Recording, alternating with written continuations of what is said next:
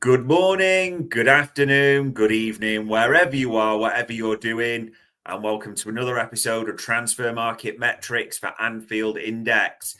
Number 15, this one is, and you just get the feeling, people, don't you? It's promising to be, I don't know, busy or chaotic. It depends how you see it for the Reds, but there are links, there are some solid links, and we're going to explore a few of those tonight, and nothing sexier than talking about attackers and what they can bring.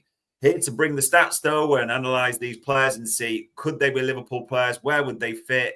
The normal review that we do is, as ever, Barts. I mean, some of these shows we do, Barts, and you're like, why have you given me these players? And some of them, when you see them, you get excited. I think it's fair to say, especially one player we're going to talk about tonight, there's a lot to be excited about for you, isn't there? Oh, 100%.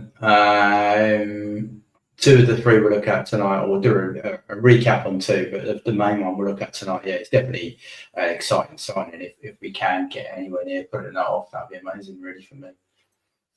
Yeah, so let's get into it, ladies and gents, without further ado then. And unless you've probably been living under a kind of rock in the last few days, Julian Alvarez is the big name now on the docket. This was a Sam Maguire exclusive, so shout out to Sam, that broke the other day that Liverpool are interested in Julian Alvarez, is on their radar. Now, as part of this story as well, also in the article, Sam references that as it's come out, and Fabrizio Romano has even mentioned it today, Liverpool are well in as well for Isak. They're in the mix there, and Benjamin Sesko comes in to the party as well. Two players that we have told you about before on Transfer Market Metrics. We have done profiles of before, so we'll talk about them a little bit more. But it's Alvarez where we've got to start. And I mean, but I'm excited by this because even just headline retail stats, this boy's got 23 goals already. We know about what he can do. We know about what he can bring to the party from City. What can you tell us about Julian Alvarez?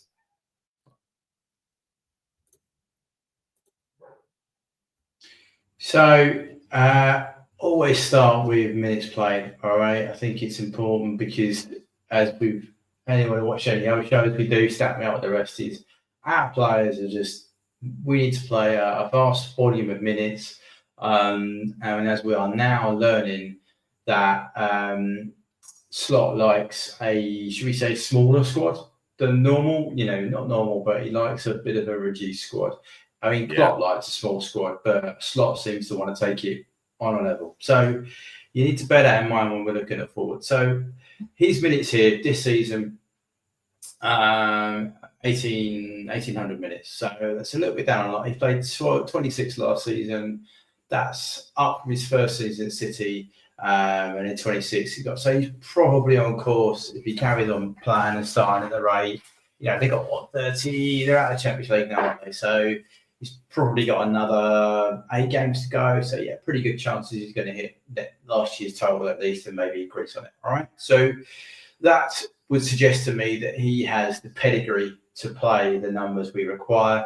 And if we increase by 25%, which is kind of normally the max amount you'd increase, he'd hit 3,000 minutes, which is not a bad benchmark to have. And then you'd have rotation options going forward. So first things first, decent. That's playing time kind of done. Okay, in terms of XG, we've got, it's per 90. Sorry, he's got XG is in and around 0.44 a game. I mean, you can't get much more consistent than 4.3, 4.4, 4.4, right? Yeah. His assists in his last season at City was slightly up, but then he's playing with Haaland, so you kind of got to take that into account. But it's still 0.44 a game. So goals and assists per game is 0.58. Now, if you remember when we were looking at some of the other players we were looking at, who were in around the 0.6, 0.65. If you look at some of Darth's numbers analysis done on our forwards in Discord, for those who follow that with AI, Anfield Index, that is, the 0.6 to 0.65 is kind of what you want for a Liverpool forward. All right. So he is in and around that benchmark, and his last season at City, he was definitely at that benchmark of about 0.66.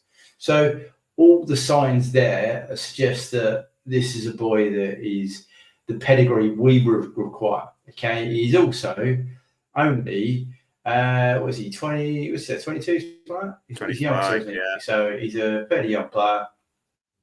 25, sorry. So he's coming. That's a good age to be having. Good on him. So let's get into our green bars, as everyone likes to call them. Defensively, what does he do to help us out as a team? So, area and clearances, okay, that's fine. All right. But what's good about him, he has blocks, he does interceptions, he has tackles. He plays for Atletico. They are asked to do the pressing, the blocking, the passing chains, getting in the way, making an interception. So he will know exactly, give or take a few little tweaks, how to operate in a high press system. As part of our 4-2-4, this would be, he has the pedigree here, 88th percentile for tackles. He probably would be required to do that if he asked to do more interceptions and blocks. But he's 83 percentile forward in terms of blocks, which tells you he gets in the right areas to block that passing lane. So this is a good profile for one of our forwards. What does he do in between the boxes, though? How does he help us get up the pitch? Typical old school, but generally that's what it is. So progressive passes received. So he receives 70% of them. That's good. It's in the right position, in the right areas to receive that pass. Okay. Touches in the attacking penalty box, a little bit low, 44 percentile. So might spend a little bit too far outside the box, but okay. Progressive carries, 91st percentile. And then we look at progressive passes, 87. So typically, you see one or the other. Yeah, one of them is high, one of them drops to about 70 percentile. These are both exceptional. So he can carry the ball and he can pass it progressively. Brilliant. Yeah. Samia. Passing to completion. For a forward, 87%. Now, given that we normally let more at about 70%, this boy's, 76%, sorry, 87th percentile. So he's extremely high in terms of his passing accuracy. In terms of passes attempted, he's 94th percentile. So he plays a lot of passes for playing his position. But what does he do in that box? So, non-penalty XG, 80th percentile. Good. Okay. Non-penalty XG, a little bit lower down. Shots total, 2.8 a game, which is 63rd percentile. So we would probably be expecting that to go a little bit higher. But opportunity, Atletico, defensively minded team. Absolutely. Even Griezmann's, I would imagine, is lower down for that, right? So he plays for more of an attacking based side. It probably would be. It's about opportunities to take those shots on as much as anything. Look at Chiesa, comes off the bench, hits his straps, gets his shots off. So I think it's opportunity for him. Assist 42nd, okay, we can live with that. It's not brilliant, but it's not the worst. But if you combine that all together, shot created action, so assists and XG and shots, and everything taken together, 90th percentile. That's one of the highest with profile because even we've done beyond that. So that's very, very good. Now, people like to see an overlay, and we'll do that. So the other player he's up against here, I put Isak in. That's red. Okay, so Isak has got more XG. He's got more assists. The attacking side of it, I would say, is slightly more enlarged than Alvarez, right? It's in blue here. But Alvarez has passed the ball more. He's got a higher pass completion. He competes very well for the progressive passes and carries. His touches is better than Isak's. And defensively, he's better. Okay, down here. But there are others that dribbles, tackle, percentage of dribblers, tackle. Okay, Isak comes up as pretty specialist, to be honest with you. Now, if we were comparing him with any of our current forwards, I don't know if I've got any of them in actually. No, we haven't, so we won't worry about that. But so in terms of those comparison, I think Isak is probably more refined as an out-and-out 9, should we say? Yeah. As Alvarez gives you a lot more on the other clock sides of the face. But they're both very good players. By the way, I just want to put it in. They're both good players. This is a bit like going, do you want that or that? And they're both worth it. So going to our usual analysis. So these are the pass network for Atletico. They played Real Madrid in this game, so you can't really argue with the quality of the game of Champions League. Alvarez actually scored in this game as well. Atletico, medium low block. That's how they set up. Looking to play him in, right? Okay. He has the ball, considering Atletico set up the way they do. He's had a touch nearly every other minute, should we say. He has a period here in 60, 75, he doesn't get a lot of ball. I think Madrid scoring that period of time. So the other thing to note is Atletico play, they've got low passing chains, okay? So he's involved in a lot of the latter end of a move, which would be different from us. That is part of our armory, but we also like to keep the ball pen them in. So something to know. Yeah.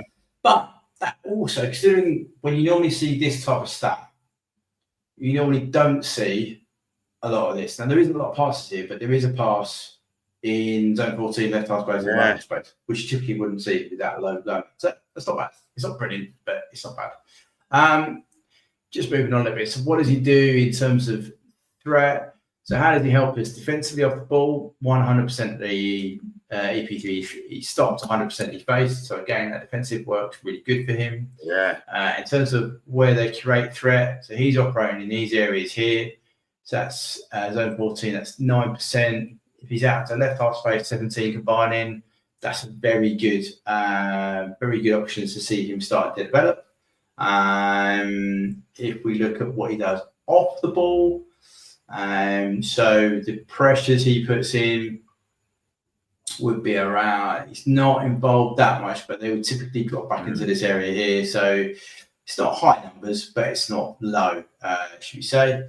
Yeah. XG, he's got his goal, 0.36. His shots in this game quite wide, playing that left half space where the high amount of threat was created. So yeah, for me, there's enough signs there for me to suggest that this player could fit in for us. Profiles really well. I think on and off the ball, there's some really good assets to look at. I can't get the physical minutes because La Liga don't release them publicly, unlike Bully. But yeah, I think this is a player I would hope excites people. And I think that could give us. So we talk about Pedro as well. I think we've looked at him, João Pedro at Brighton, but he gave a lot of creativity. But we were worried about the output element, should we say? Yeah. Well, Alvarez seems to give a good part and parcel of both. And he hasn't got maybe the discipline issues of Kuna at Wolves. So yeah, I think as a link, I think this makes sense to me. And yeah, if the money's right, this could be a very good move for us. It's funny, isn't it, Barts? Like you say, people like João Pedro, and we liked a lot of his stats, but people will look at it and say, well, Pedro's got 15 goal contributions overall with only 8 goals.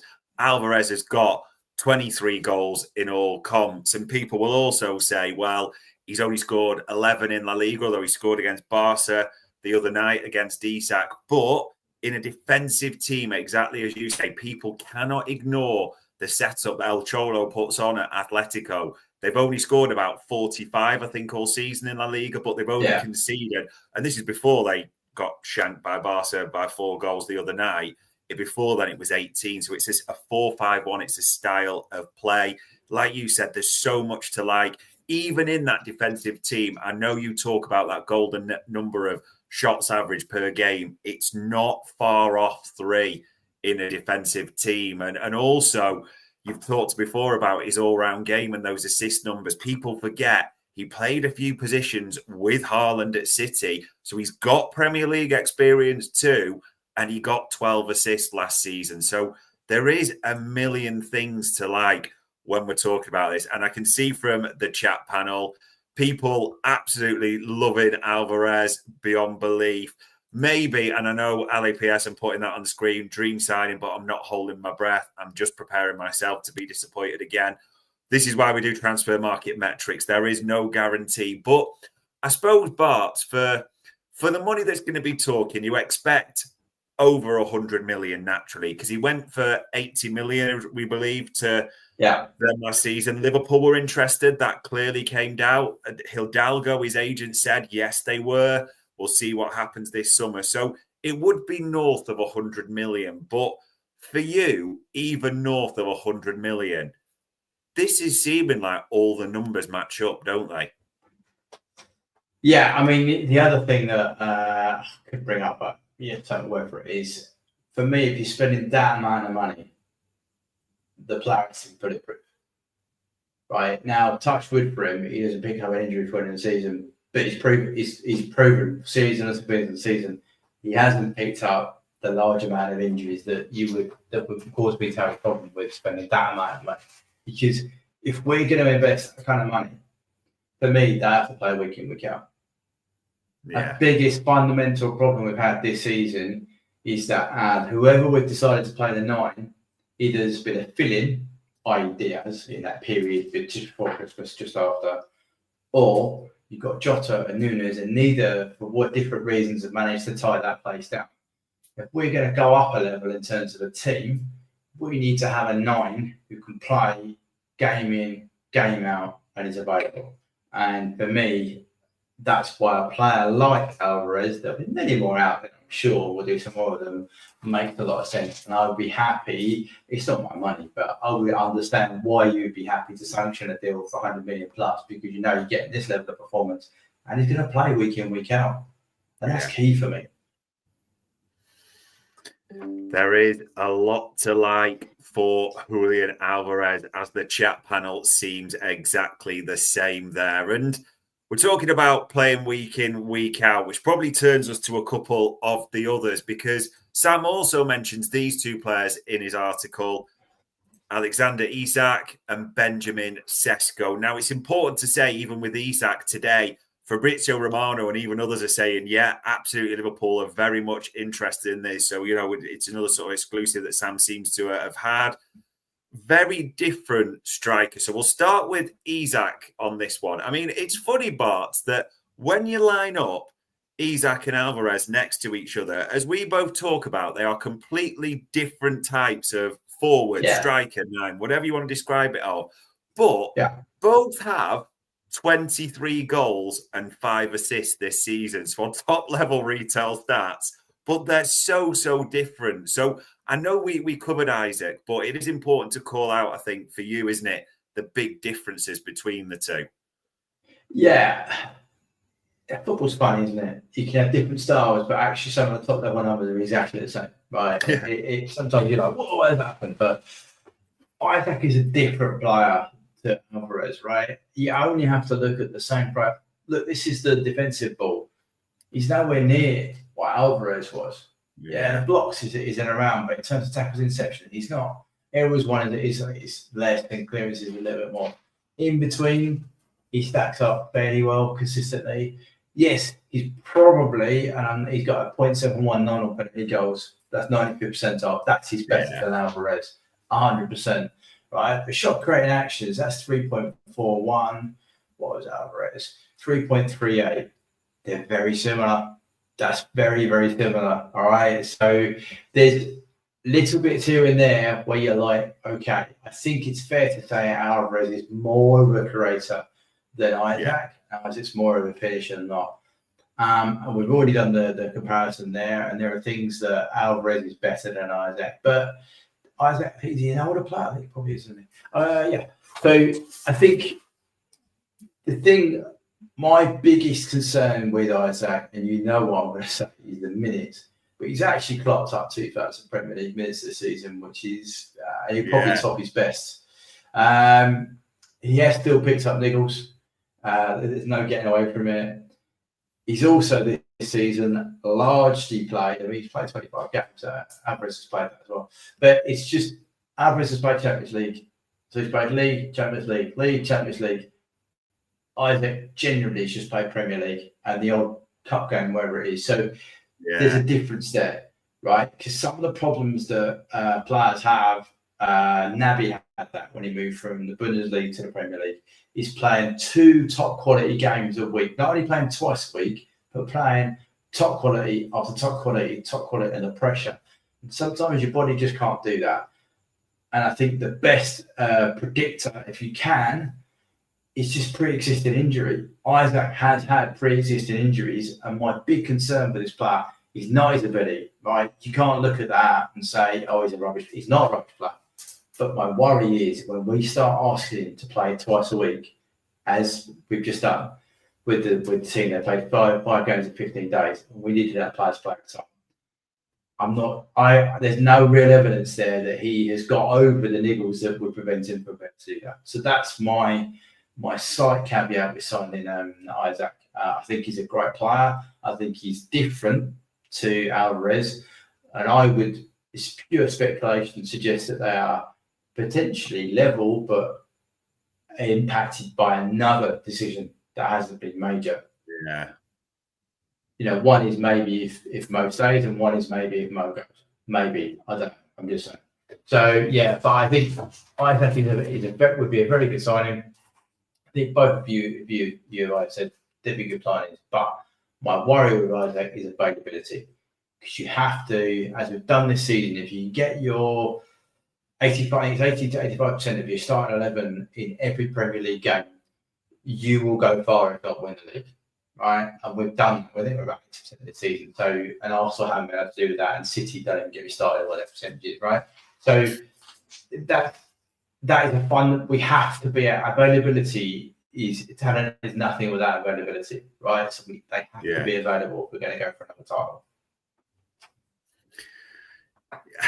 It's one of those, as you're saying it, I can't sort of debate that at all. And it's funny, as you said, just even on that surface level, the goals and the assists are exactly the same. But it is notable that, as you said, Alvarez has already played 11 more games this season. And in the minutes, it's around 300, isn't it, give or take? So, there is a distinct difference. And like you say, Alvarez has gone twice a week. Maybe you'd have that concern. I suppose it is important, because I can see people are asking it in the chat. And by the way, I can't even keep up with your chat. So thanks for throwing those in. And you're even talking to yourselves or amongst yourselves as me and Barts are doing the preview. So answering each other's. So do appreciate all the comments as ever that come in at Anfield Index. I suppose one that I pulled out there, and I think it's fair to ask, is there a bit for you, Bart, that, as someone mentioned in the chat panel, the one thing with Alvarez is, yes, that created the facilitator, but with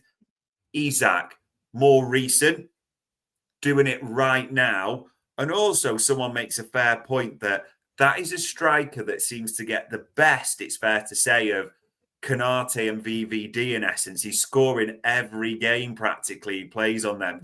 Does that sway you at all or bring it into the mix? I think, yeah. By the way, I'm not. If we sign Alvarez tomorrow, it's quality. There is a lot to be said for having the better of our centre halves. And it was a bonus when he didn't play at Anfield, right? So, and we beat them 2-0. Yeah. So, yeah, there's an element of that. But I'd always try and take a step back from that. That's a bit Rodgers-esque. Signing a player because he played well against you is a bit Rodgers-esque for me. So, for me, the data makes a lot of sense. It's just the availability. And I know one of the big pulls of him is he wants to play Champions League football. Alvarez has already played that and Premier League player level. So I think there's a distinction for me, but either would be potentially an upgrade of what we've got. Interesting. And the other one, we should mention him as well, Benjamin Sesko. Now, we did run his numbers earlier in the season, and he's had a little bit of purple patches at times. It'd be interesting to see if these show up. So Sesko sits on 17 goals and 6 assists, so 23 goal contributions in all competitions. Does have Champions League goals, unlike Isak, so 4 and 8 there in that one. Again, we mentioned him before, Barts, when we were talking, that it's a weird one because people keep saying he has a release clause. But just to be clear, people, as Red Bull and the comms they put out came out, he doesn't have a release clause. What he did last summer was signed a new agreement, a new contract that had, as they called it in Germany, a gentleman's agreement, to use an English expression there, that he can leave for a certain fee. And it's based, funnily enough, which I know you will love, Barts, apparently it's based on certain metrics and how things are done and which club, etc. So it does feel very Red Bull, this type of agreement, shall we say. But there's things that maybe steered us away from Sesko a little bit. So let's just remind listeners what came up with Sesko.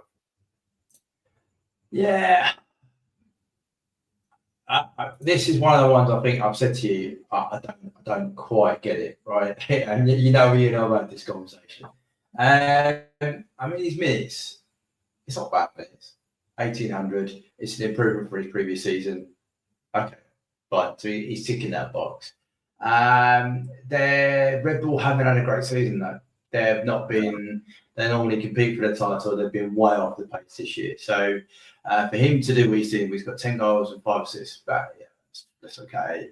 We looked at that comparison though. To be fair to him, I said anything around 0.6 to 0.65 goals and assists is decent, right? So 0.72 per 90. That's something to say. Yeah, okay. Maybe we should be looking at this. All right. So that's just to give credit and be fair. That's where we are. But it's when you start looking at the percentiles and you sort of, this is where I struggle with it. I know this is top level in this bit, but it's off the ball. Yeah, okay. But aerials and clearances, there wouldn't be things that I'll be saying, right, I'm going to go by a forward that can clear the ball and can head the ball away. It's just not something that I would be in my top bracket of metrics. These ones that we said are useful because it demonstrates that he can operate from a front pressing, but it's not high. Bearing in mind, Red Bull are a pressing team. Like, they are a pressing machine, and he's not putting up a number there, to be honest with you. Actually, Isak, who doesn't do a lot of the ball, is actually better in terms of one of these. So that's a little bit of a okay. If you look at where we are, so penalty box touches. I mean, Alvarez was low because he's more of a creator, should we say, and then makes a late run. This is 21st percentile. That's really low for penalty box touches. Yeah, Chiesa got more than that in his time on the pitch again for 28 minutes against Newcastle in a game we played appallingly at. So this is his average for 90 penalty box touches. So there's a few little signs. I'm like, is he the right fit for us going forward? Carries and take-ons, you've got to give him his credit. 83rd percentile for taking players on. Okay, cool. Passing it, he's only at 24th percentile, 66 pass completion. Now, I know we like our forwards to take a bit of a risk, but 70, we're normally in around the 70 mark, which is, and we just compared him to a lad who had 90, I think it was. What was Alvarez? Just to double check for Alvarez to give it, 76. So, there's a bit of a difference there between a 10% difference. Yeah, it could be quite big. Considering we have a lot of ball, we have a lot of volume of passes. 10% is quite a lot of passes, to be fair. And attempted, he's only 62, so he's not even attempting a lot of passes. Yeah. What's he doing in the box? You're right, 0.59 for actual, non-penalty goals, 84th percentile. That's very good, I'm not going to lie about it. But the rest of the attacking metrics, there's only assists is 0.63, 63rd percentile. The rest of them are below, around 50 or below. This is shot creating actions is 15th percentile.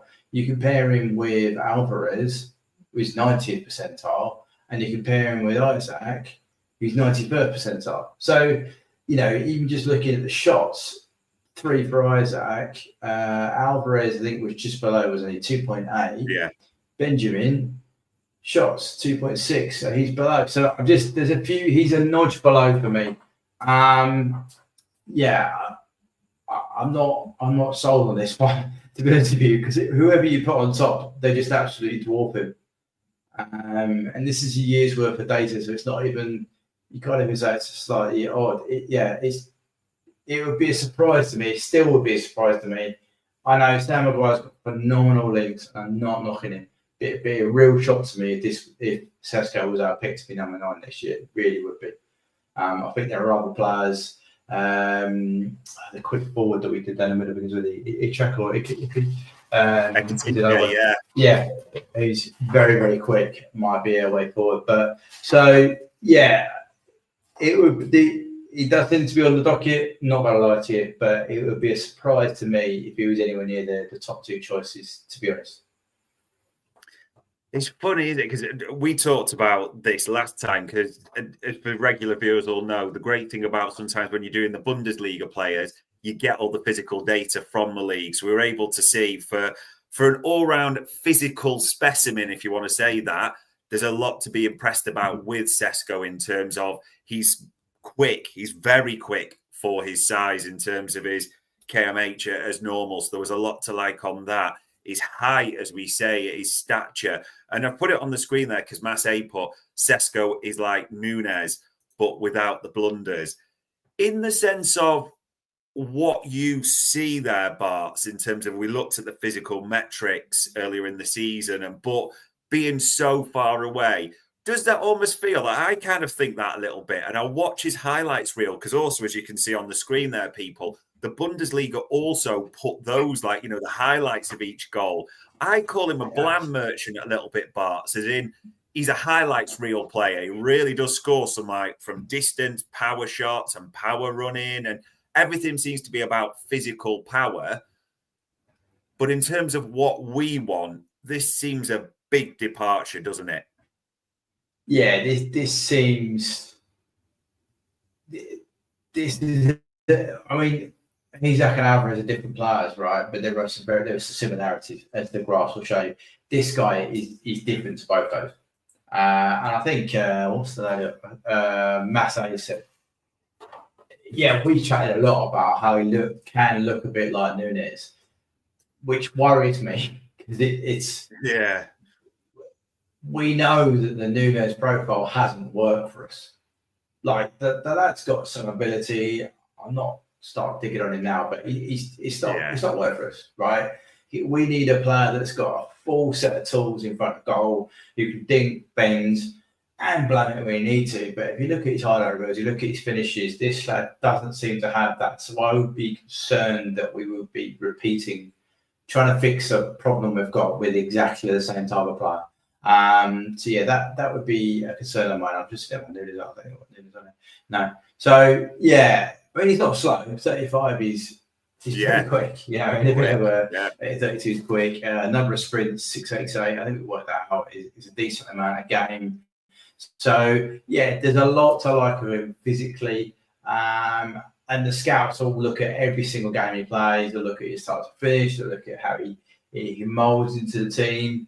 They might have an inside knowledge about how he is in terms of fit. We have a big thing about the culture of the club and who we have, which is why people look down on Kuna, because he's shown he might not fit that.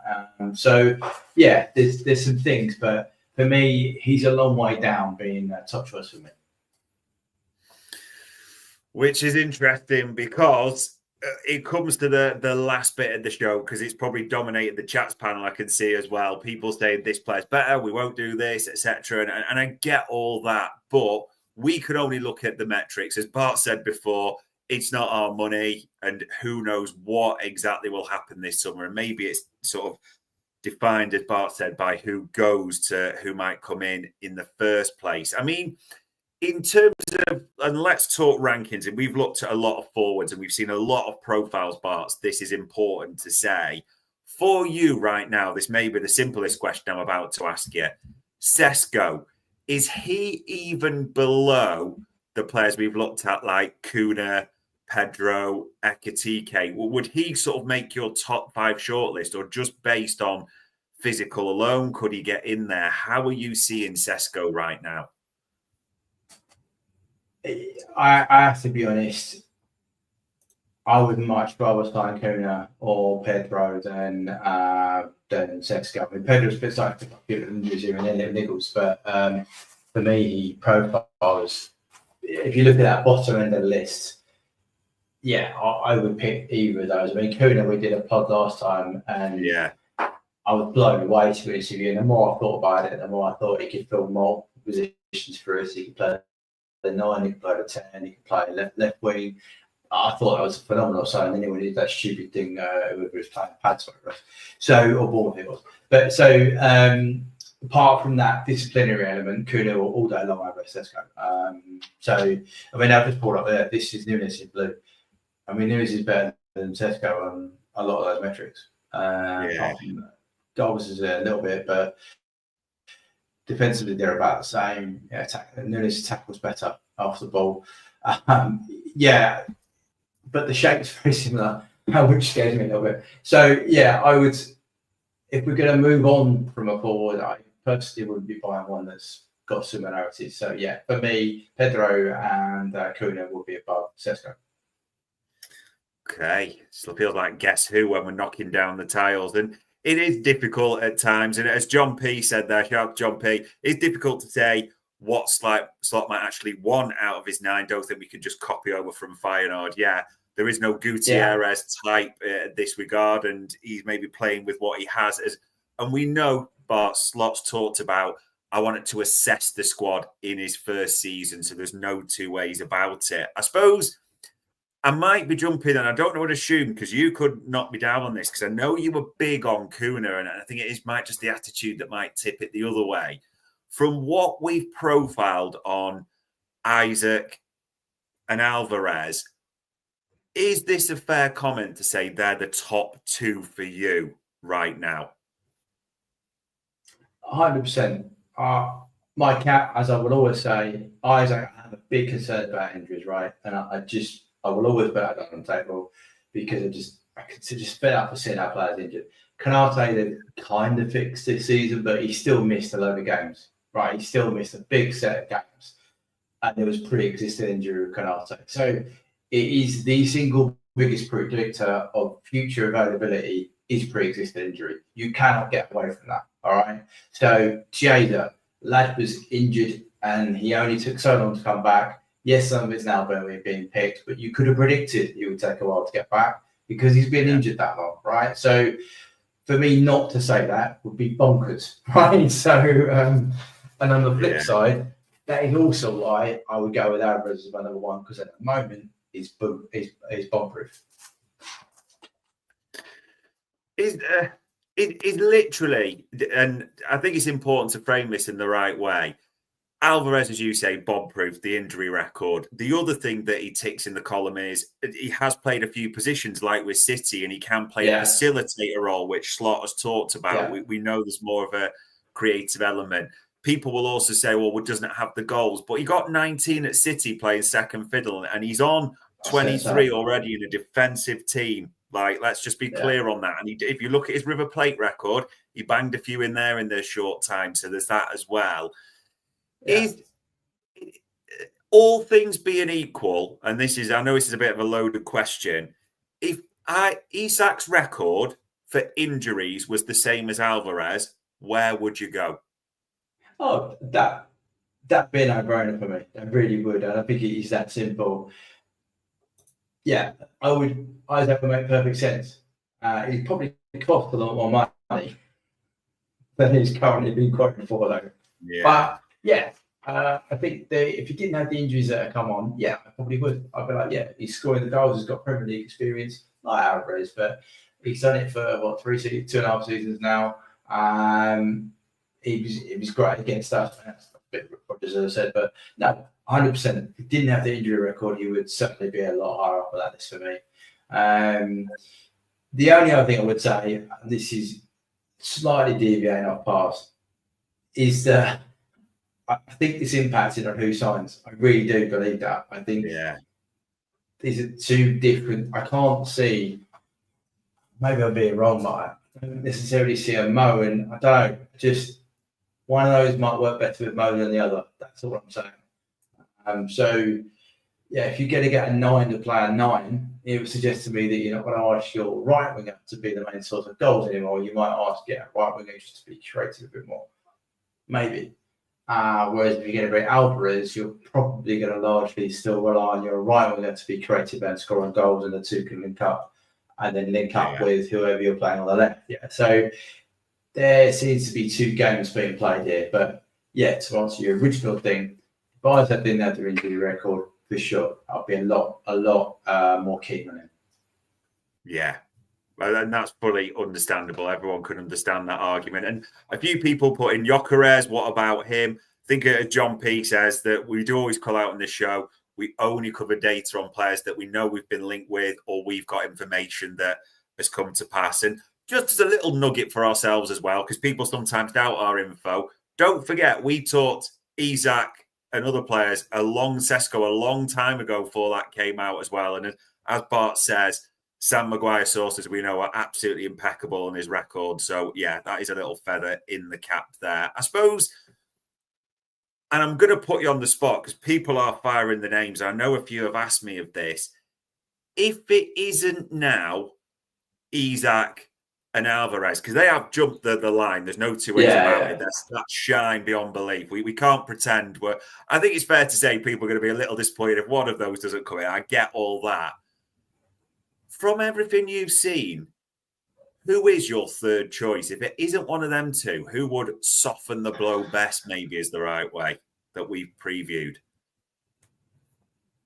As I said, if it wasn't for being a twat in one of the Premier League games, it would be Kuna at Wolves. Really liked his profile. Really did.